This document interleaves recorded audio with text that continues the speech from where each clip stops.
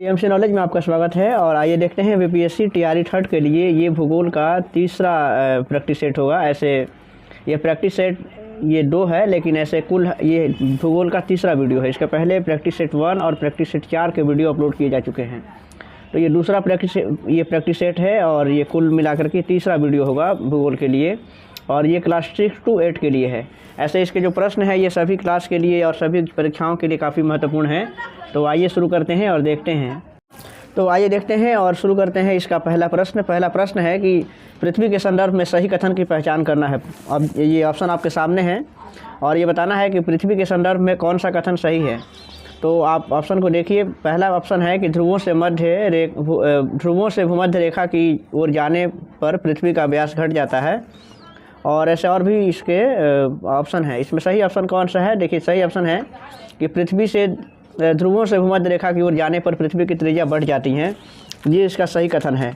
और पृथ्वी की धुरी जो एक काल्पनिक रेखा है जो अपने कक्षीय तल के साथ 66.5 डिग्री का कोण बनाती हैं। और पृथ्वी की गोलाकार आकृति के कारण ऐसा होता है कि इसका आधा भाग एक ही बार में सूर्य का प्रकाश प्राप्त कर लेता है। तो ये दूसरा जो ऑप्शन है, यानी कि ये पृथ्वी के संदर्भ में सही कथन है। बाकी जो कथन है वो सही नहीं है। नेक्स्ट प्रश्न है कि गंगोत्री हिमनद किस राज्य में स्थित है? गंगोत्री हिमनद कहाँ स्थित है? यह काफ़ी आसान सा प्रश्न है और कई बार आपने पढ़ा होगा कि गंगा जो है कि उसी गंगोत्री हिमनद से निकलती हैं। और ये कहाँ है? तो उत्तराखंड में है। ऑप्शन बी इसके लिए सही जवाब है। गंगोत्री जो ग्लेशियर है हिमालय की सबसे बड़े ग्लेशियरों में से एक है और यह उत्तराखंड के उत्तरकाशी ज़िले में है। और ये लगभग 30 किलोमीटर लंबा है और लगभग 2 से 4 किलोमीटर इसकी चौड़ाई है। तो इस तरीके से ये एक तरीके से हिंदुओं के लिए प्रमुख तीर्थ स्थल भी हैं। तो ये जहाँ से गंगा निकलती है, यानी कि गंगोत्री हिमनद से, ये उत्तराखंड में है। और नेक्स्ट प्रश्न है कि निम्नलिखित में से कौन सा कयांत्रित चट्टानों का उदाहरण नहीं है? इसमें से कयांत्रित चट्टानें कौन सी नहीं है? चट्टानें कई प्रकार की होती हैं। ऑप्शन आपके सामने है, इसमें देख सकते हैं। और सही जवाब है कि ग्रेनाइट जो होता है वो कयांत्रित चट्टानें नहीं होती हैं, यानी कि ये ग्रेनाइट जो है ये कयांत्रित चट्टान का उदाहरण नहीं है। ग्रेनाइट जो है कि आग्नेय चट्टान का उदाहरण होता है और बेसाल्ट चट्टान भी आग्नेय का उदाहरण है। तो इस तरीके से इसका सही जवाब ऑप्शन ए में दिया हुआ है कि ग्रेनाइट जो है वो कयांत्रित चट्टानें नहीं है। नेक्स्ट है कि लू किस ऋतु में की विशेषता है? लू जो है, लू चलती है यानी कि ग्रीष्म ऋतु में ही। जाहिर सी बात है, ये काफ़ी आसान सा प्रश्न है कि ये ग्रीष्म ऋतु की एक विशेषता है कि उसमें लू जैसी पवन चलती हैं। और उत्तर पश्चिम भारत में शुष्क भागों में ग्रीष्म ऋतु के दौरान चलने वाली जो गर्म और शुष्क हवाएं चलती हैं उसे ही लू कहा जाता है। तो इस तरीके से ये ऑप्शन सी सही है इसके लिए। नेक्स्ट प्रश्न है कि गंगा के मैदान को एक बताना है कि किस रूप में वर्णित किया गया है। ऑप्शन आपके सामने है, आप देख सकते हैं। और अब देखिए, इसमें गंगा के मैदान को एक तरीके से आप इसमें देखिए ऑप्शन जो दिया गया है, यानी कि जियो सिल्क लाइन, ये इस रूप में वर्णित किया गया है। जियो सिल्क लाइन शब्द का प्रयोग होता है ऐसे लंबे और अपेक्षाकृत संकीर्ण महासागरीय घाटियों के लिए किया जाता है जिसमें अवसादों का जमाव लंबे समय से जारी है। तो इस रूप में गंगा के मैदान को जो है कि वर्णित किया गया है। और इन अवसादों के ऊपर उठने से वलित हुई पर्वत श्रृंखलाओं का निर्माण भी होता है। तो इस तरीके से गंगा के मैदान को जियो सिंक्लाइन के रूप में सर्वोत्तम रूप में वर्णित किया जा सकता है। और इस तरीके से ऑप्शन इसका सी सही है इसके लिए। और नेक्स्ट प्रश्न यहाँ से देख सकते हैं, ये 76 होगा। देखिए, यहाँ से प्रश्न है कि इसमें बताना है कि मीठे पानी की झील कौन सी है। काफ़ी आसान सा प्रश्न है। और आप जानते होंगे कि वुलर झील जो है, वुलर झील और लोकटक झील, ये मीठे पानी की झील है। और वुलर झील कहाँ है? तो कश्मीर में है, जबकि ये कश्मीर के बांदीपुर ज़िले में है। और यह भारत की सबसे बड़ी ताज़े पानी की झील है। तो इस तरीके से इसका ऑप्शन हो जाएगा, ये उपयुक्त में से एक सटीक होगा, क्योंकि ये वुलर और ये लोकटक ये दोनों ही मीठे पानी की झील है। जबकि लोकटक जो झील है उसके विषय में इसके पहले भी प्रश्न आए हुए थे कि लोकटक झील कहाँ है। तो ये उत्तर पूर्वी भारत की सबसे बड़ी मीठे पानी की झील है। और ये तो इसके 2 इसमें सही ऑप्शन हो रहा है, ये वुलर और लोकटक। और इसके बाद से नेक्स्ट प्रश्न यहाँ से देख सकते हैं कि किस ग्रह का घनत्व सबसे कम है? ये 77 प्रश्न है कि किस ग्रह का घनत्व सबसे कम है, इसमें देखना है, आपको बताना है इसमें कौन सा ऑप्शन सही होगा। शनि ग्रह जो है किसके लिए सही जवाब है, उसका घनत्व जो है वो सबसे कम है। और शनि ग्रह आकार में दूसरा सबसे बड़ा ग्रह है तथा सूर्य से दूरी के क्रम में 6ठे स्थान का ग्रह है ये। तो इस तरीके से ये आप देख सकते हैं कि शनि ग्रह का सबसे पहले जो उसका उपग्रह जो खोजा गया था उसका नाम टाइटन है, और टाइटन सौरमंडल का दूसरा सबसे बड़ा उपग्रह है। और ये भी आपको बता दें कि सौरमंडल में सबसे अधिक अगर उपग्रह हैं तो सौरमंडल में सर्वाधिक जो ग्रह है यानी कि उपग्रह है, सैटेलाइट जो है वो शनि ग्रह के पास है। इसमें ये भी जानने वाली बात है कि शनि ग्रह के पास इसमें से कुल 145 उपग्रह है, जो कि सबसे ज़्यादा है। और इस तरीके से आप नेक्स्ट प्रश्न देखते हैं यहाँ से कि दामोदर, कोयल और स्वर्ण रेखा नदियाँ निम्नलिखित में से किससे निकलती हैं, ये बताना है। 78 प्रश्न है। ये तीनों जो नदियाँ हैं ये झारखंड से निकलने वाली सबसे बड़ी और लंबी नदी दामोदर नदी है, और इसका उद्गम जो स्थल है वो छोटनागपुर का पठार है। और दामोदर नदी को आप जानते हैं कि ये जो दामोदर नदी है उसे बंगाल का शोक भी कहा जाता है। तो इस तरीके से इसका ऑप्शन है कि ये तीनों नदियाँ जो है कि छोटनागपुर पठार से निकलती हैं, दामोदर, कोयल और स्वर्णरेखा नदी। और स्वर्णरेखा नदी के बारे में बात करें तो ये भी छोटनागपुर पठार में रांची ज़िले के नगड़ी नामक स्थान से निकलती हैं। और जो ये दक्षिण कोयल जो नदी है वो ये इसके बाद से जो है कि ये अगर देखा जाए कि कोयल नदी जो है तो दक्षिण कोयल नदी शंख नदी में मिल जाती हैं, और इसकी सबसे सहायक नदी जो है कि कारो नदी है। तो इस तरीके से ये छोटनागपुर पठार इसका सही जवाब है। नेक्स्ट है कि बिहार का पहला रामसर स्थल कौन सा है, तो कांवर झील ये बिहार का सबसे पहला जो है कि रामसर स्थल है, ये ऑप्शन सी में दिया हुआ है। और कांवर झील कहाँ है, तो मंझौल यानी कि बेगूसराय में है, बिहार में है। और नेक्स्ट प्रश्न है यहाँ से कि मानचित्र या चार्ट पर मौजूद एक काल्पनिक रेखा, यहाँ से देख सकते हैं कि मानचित्र या चार्ट पर मौजूद एक काल्पनिक रेखा या एक रेखा जो बताना है कि यहाँ से कुछ कट गया है कि जल सतह के नीचे समान गहराई वाले सभी बिंदुओं को जोड़ती है, उसे क्या कहा जाता है। तो आप देख सकते हैं यहाँ पे देखिए कि मानचित्र या चार्ट पर मौजूद जो रेखाएं होती हैं, जो काल्पनिक रेखा या एक रेखा जो समुद्र जल, यहाँ से देखिए जो कटा हुआ है यहाँ पे समुद्र लिखा हुआ है, यानी कि समुद्र जल जैसी जल सतह के नीचे समान गहराई वाले सभी बिंदुओं को जोड़ने का काम करती हैं, उसे आइसोबॉस कहा जाता है। ऑप्शन बी में इसका जवाब दिया हुआ है। और आइसोहेलाइन जो है मानचित्र पर एक रेखा होती हैं, जो ऑप्शन यहाँ पे देखिए दिया हुआ है। तो आइसोहेलाइन का मतलब ये होता है कि वो एक जो रेखा होती हैं वो समान धूप की अवधि वाले रेखा को मिलाती हैं, उसको आइसोहेलाइन कहते हैं। जबकि समान जो एक रेखा जो जल जैसी सभी सतहों को एक बिंदुओं पर जोड़ने का काम करती हैं, उसे आइसोबात कहते हैं। नेक्स्ट प्रश्न है कि निम्नलिखित में से कौन सी भौतिक भूगोल की शाखा नहीं है। भौतिक भूगोल की शाखा कौन नहीं है, ऑप्शन इसका सी सही है कि जो कृषि भूगोल है वो भौतिक भूगोल की शाखा नहीं है। भौतिक भूगोल की जो शाखाएं होती हैं जैसे भू आकृति विज्ञान है, जलवायु विज्ञान, समुद्र विज्ञान, जैव विज्ञान है या भूगोल है, पर्यावरण भूगोल और मृदा भूगोल, ये सभी जो है कि भौतिक भूगोल की ये अंतर्गत आती हैं। नेक्स्ट प्रश्न है कि भारत में कोयले का भंडार के संबंध में सबसे अमीर राज्य कौन सा है। तो भारत में अगर कोयले के भंडार के संबंध में देखा जाए तो सबसे अमीर राज्य कौन सा है, तो झारखंड है। और वर्तमान में छत्तीसगढ़ सबसे बड़ा कोयला उत्पादक राज्य बन गया है, और झारखंड कोयला भंडारण के मामले में शीर्ष स्थान पर है। तो यहाँ पे दो बातें हैं कि अगर भंडारण के मामले में देखा जाएगा तो झारखंड होगा, और उत्पादन के मामले में देखा जाएगा तो छत्तीसगढ़ होगा। इस तरीके से ऑप्शन ए सही है। और इसका नेक्स्ट प्रश्न है कि भारत का उष्णकटिबंधीय वन शोधन संस्थान ये कहाँ स्थित है। भारत का उष्णकटिबंधीय वन शोधन संस्थान कहाँ स्थित है, तो जबलपुर में है, और इसकी स्थापना हुई थी 1973 ईस्वी में। जबलपुर यानी कि मध्य प्रदेश में है, और भारतीय वन अनुसंधान संस्थान का मुख्यालय देहरादून में स्थित है। तो इस तरीके से आप देख सकते हैं यहाँ पे तीनों ही ऑप्शन के विषय में। तो फिलहाल इसका सही जवाब जो होगा वो जबलपुर होगा, जो कि ऑप्शन में नहीं है। इस तरीके से उपयुक्त में से कोई नहीं इसके लिए सही जवाब है।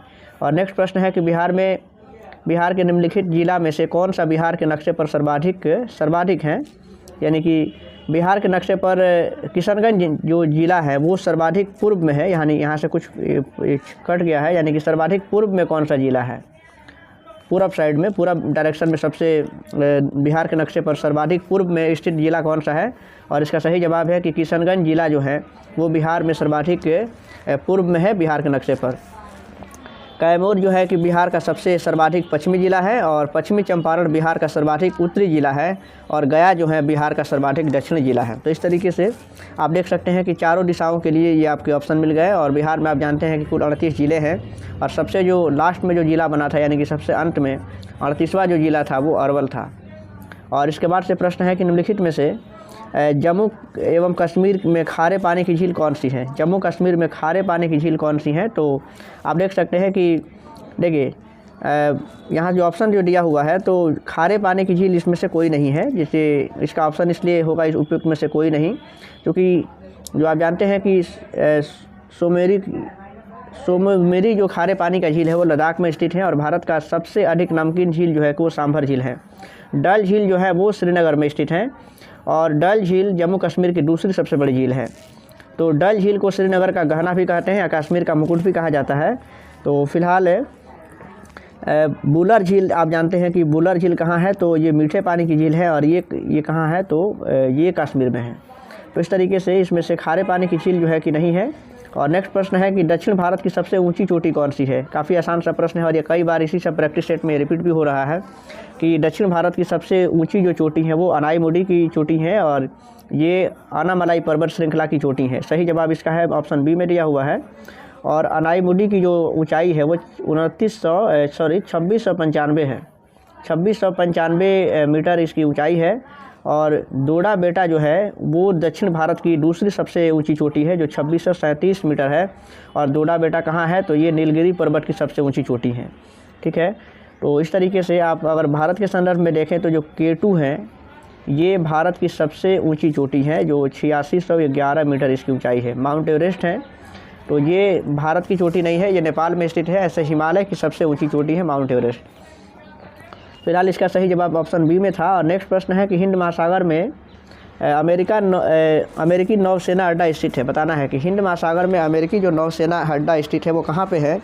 और इसका सही जवाब है, आप देख सकते हैं कि ये अड्डा कहाँ स्थित है? तो डियागो गार्सिया में स्थित है, जो कि ऑप्शन सी में दिख रहा है आपको। और ये डियागो गार्सिया क्या है? तो एक उष्णकटिबंधीय पदचिन्ह आकार का प्रवाल द्वीप है और यह भूमध्य रेखा के दक्षिण में हिंद महासागर में स्थित द्वीप है। तो इस तरीके से इसके बाद से जो अगला प्रश्न है यहाँ से आएगा आपके पास, देख लीजिएगा कि महाराष्ट्र में पश्चिम घाट किस नाम से जाना जाता है? देख सकते हैं महाराष्ट्र में पश्चिम घाट, ये पश्चिम घाट को हम किस रूप में जानते हैं? सह्याद्री के नाम से जाना जाता है। और पश्चिमी घाट का जो विस्तार है वो लगभग 1600 किलोमीटर तक है। 1600 किलोमीटर तक ये विस्तार इसका फैला हुआ है। और पश्चिम घाट में गुजरात से गोवा तक के तट को कोंकण मंडल के नाम से भी जाना जाता है। और सह्याद्री का सर्वोच्च चोटी जो है अनाईमुडी जो है, अभी इसके पहले भी मिला था आपसे सवाल में। और सह्याद्री पर्वत है पर भी महाबलेश्वर शहर अवस्थित है। और पूर्वी घाट को हम कहते हैं कोरोमंडल और पश्चिमी तट को कोंकण तट के नाम से जानते हैं। और आप इसी संदर्भ में भी जान सकते हैं कि देखिए जहाँ पे पूर्वी और पश्चिमी ये दोनों ही तट जहाँ पे मिलते हैं, पूर्वी और पश्चिमी तट के मिलान स्थल पर ही नीलगिरी की पर्वत है, नीलगिरी की पहाड़ियाँ हैं। यानी कि कह सकते हैं कि नीलगिरी की जो पहाड़ियाँ हैं वो पूर्वी तट और पश्चिमी तट को मिलाने का काम करती हैं। नेक्स्ट प्रश्न है कि दक्षिण अमेरिका की सबसे लंबी नदी कौन सी है? दक्षिण अमेरिका की सबसे लंबी नदी है अमेजन है। ये इसका सही जवाब ऑप्शन बी में दिया हुआ है कि अमेजन जो है वो दक्षिण अमेरिका की सबसे लंबी नदी है। और अमेजन नदी लाइगो विलफेरो से निकल करके ये अटलांटिक महासागर में गिरती हैं। और विश्व की सबसे लंबी नदी कौन सी है? तो ये है ये नील नदी जो है वो सबसे लंबी नदी है, जबकि दक्षिण अमेरिका की सबसे लंबी नदी अमेजन है। और भारत की सबसे लंबी नदी आप जानते हैं कि गंगा है। और भारत से होकर बहने वाली सबसे लंबी नदी ब्रह्मपुत्र नदी है। जबकि प्रायद्वीपीय भारत की सबसे लंबी नदी कौन सी है? तो गोदावरी है। और भारत से होकर बहने वाली दूसरी सबसे लंबी नदी कौन सी है? तो सिंधु नदी है। इसका नेक्स्ट प्रश्न है कि विश्व प्रसिद्ध लानोस घास स्थल निम्नलिखित महाद्वीपों में से किस में स्थित है? लानोस जो घास स्थल स्थित है वो इसमें से कहाँ स्थित है ये बताना है। और इसका सही जवाब है कि ये दक्षिणी अमेरिका में स्थित है। ये सही जवाब इसका ऑप्शन बी में दिया हुआ है, जो लानोस घास स्थल है वहाँ पे स्थित है। और लानोस कहाँ है? तो वेनेजुएला और कोलंबिया देशों में उष्णकटिबंधीय घास मैदान के नाम होते हैं, जिसको लानोस के नाम से जानते हैं। और इसी तरह से आप भी जानते हैं कि अलग अलग देशों में घास के मैदानों को अलग अलग नाम से भी जानते हैं, जैसे कि सवाना है, सवाना और कंपोज, ये भी उष्णकटिबंधीय घास के मैदान के नाम है। सवाना घास का मैदान अफ्रीका में स्थित है, जबकि कंपोज जो है वो ब्राज़ील में है। डाउन्स ये ऑस्ट्रेलिया में स्थित होता है, जो घास के मैदान होते हैं। और फिर अगला प्रश्न है कि 2011 की जनगणना के आंकड़ों के निष्कर्ष के अनुसार केरल में प्रति 1000 पुरुषों पर 1084 महिलाओं के साथ लिंगानुपात सर्वाधिक है। जबकि बताना है कि ये इसमें कि किस स्थान में प्रति 1000 पुरुषों पर 889 महिलाओं के साथ लिंगानुपात भारत में सबसे कम है। तो आप जानते हैं कि हरियाणा जो है वहाँ का लिंगानुपात सबसे कम है, यानी कि हरियाणा में लिंगानुपात भारत में सबसे कम है और 879 है 1000 पुरुषों पर वहाँ पे महिलाओं की संख्या है। और 2011 की जनगणना के अनुसार अगर देखें तो सबसे जो न्यूनतम लिंगानुपात वाले जो राज्य हैं हरियाणा है, उसके बाद से जम्मू कश्मीर है 889 है, उसके बाद से सिक्किम, पंजाब और उत्तर प्रदेश 912 है। जबकि सर्वाधिक जो 2011 की जनगणना के अनुसार सर्वाधिक जो लिंगानुपात यानी कि शिशु लिंगानुपात की अगर बात करें तो उसमें अरुणाचल प्रदेश का सबसे ज़्यादा है यानी कि 972, और सबसे कम जो है वो केरला का है।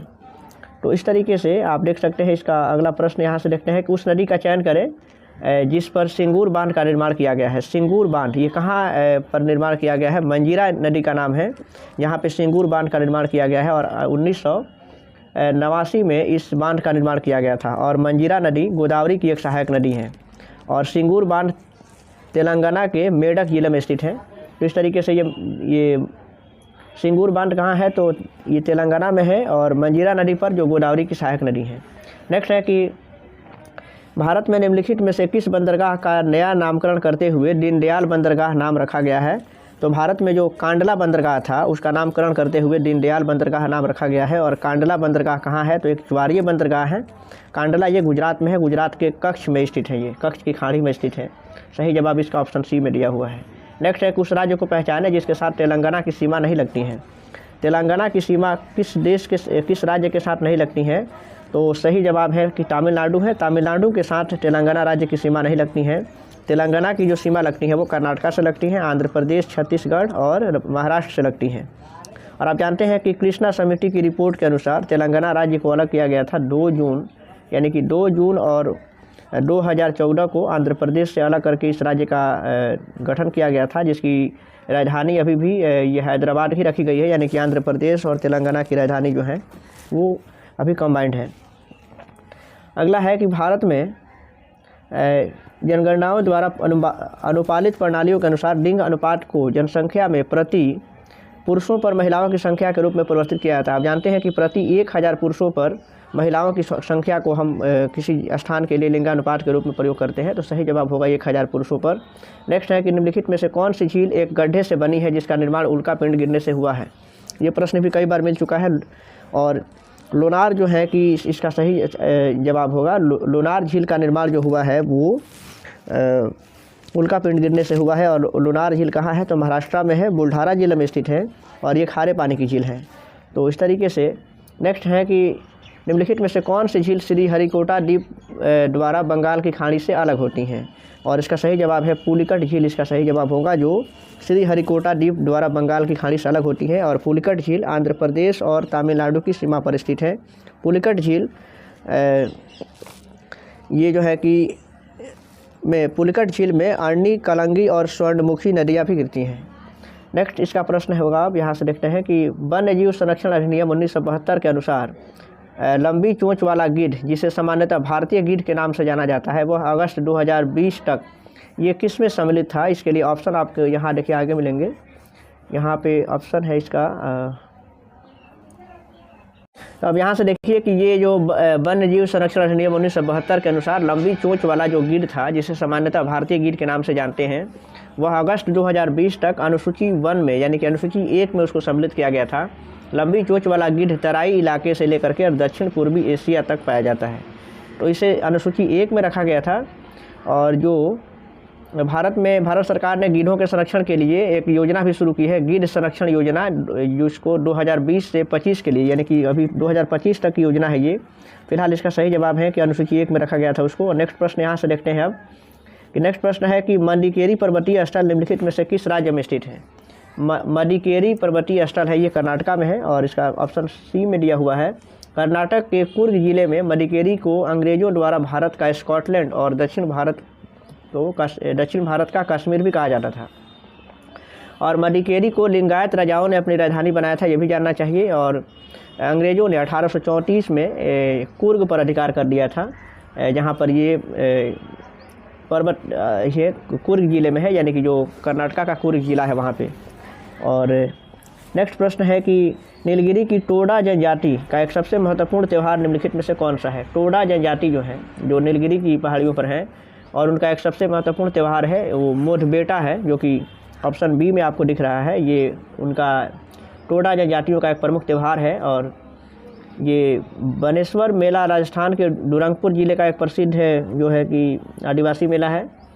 तो खैर इसका सही जवाब ऑप्शन बी में है। नेक्स्ट प्रश्न है कि काली मिट्टी, बताना है कि काली मिट्टी किस फसल के लिए आदर्श मानी जाती है। तो आप जानते हैं कि काली मिट्टी कपास के साथ काफ़ी उनका अच्छा एक टैग है, और काली मिट्टी कपास उगाने के लिए आदर्श मानी जाती हैं, और उसे हम काली मिट्टी को कपासी मृदा के नाम से भी जानते हैं, क्योंकि उसमें कपास की खेती अच्छी होती है। और काली मिट्टी को एक और नाम दिया जाता है, यानी काली मिट्टी को हम रेगुर मृदा के नाम से भी जानते हैं। और काली मिट्टी में इसका कारण ये भी है कि काली मिट्टी में जो जल धारण करने की क्षमता होती है वो सबसे ज़्यादा होती है, और इसलिए काली मिट्टी कपास उत्पादन के लिए काफ़ी उपयुक्त है। और नेक्स्ट है, यहाँ से प्रश्न है कि उत्तरी गोलार्ध में ग्रीष्मकालीन संक्रांति किस महीने में होती है। उत्तरी गोलार्ध में जो ग्रीष्मकालीन संक्रांति होती है वो जून के महीने में होती है। ऑप्शन ए सही जवाब है इसके लिए। 21 जून को कर्क रेखा उत्तरी अक्षांश पर लंबवत चमकता है, जिसे कर्क संक्रांति या ग्रीष्म संक्रांति के नाम से जानते हैं। तो इस तरीके से आप ये भी जान सकते हैं कि 21 जून को ही नॉर्वे में अर्धरात्रि का सूर्य भी दिखता है, और 21 जून को नॉर्वे में 24 घंटे का दिन होता है, अर्थात घड़ी के अनुसार अर्धरात्रि का समय होता है, उस समय नॉर्वे में सूर्य दिखाई देता है। और नेक्स्ट प्रश्न यहाँ से है कि निम्नलिखित में से कौन सी पर्वत श्रृंखला दक्षिण अमेरिका में स्थित है। एंडीज पर्वत इसका सही जवाब होगा कि एंडीज पर्वत जो है वो दक्षिण अमेरिका में स्थित है। ये जो पर्वत श्रृंखला है एंडीज वो है, और एंडीज पर्वत की जो लंबाई है वो लगभग 7000 किलोमीटर है। और एंडीज पर्वत क्या है, तो ये भी नवीन मुड़दार पर्वत के उदाहरण हैं। और इसका जो सबसे एंडीज पर्वत की जो सबसे ऊंची चोटी है एकांकागुआ, इसका ये सबसे ऊंची चोटी है एकांकागुआ जो है। और इसका नेक्स्ट प्रश्न है कि अंगूर की बेल उदाहरण है। अंगूर की बेल किसका एक उदाहरण है, आप देख सकते हैं। अंगूर की बेल आरोही का एक उदाहरण है, यानी कि जो क्लाइंबर होते हैं वो इसका आरोही का उदाहरण है। आरोही मूल की जो जड़ है हर्बल तनों की संधियों अथवा पर्व संधियों से निकलती हैं, और इस तरह के पौधों को किसी आधार पर चढ़ने में सहायता ये करती हैं।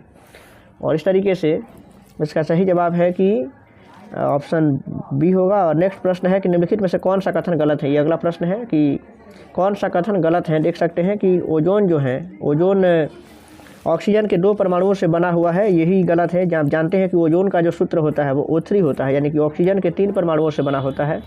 ये ऑप्शन गलत है। बाकी सही ऑप्शन दिख रहे हैं कि क्लोरोफ्लोरोकार्बन जो है कि वायुमंडलीय ओजोन में कमी करने के लिए उत्तरदायी हैं, और इसी के कारण ओजोन परत का क्षय भी हो रहा है। और ओजोन का कवच सूर्य से आने वाले पाराबैंगनी यानी कि जो UV किरण है उससे पृथ्वी की सतह की रक्षा करता है, ये भी सही है।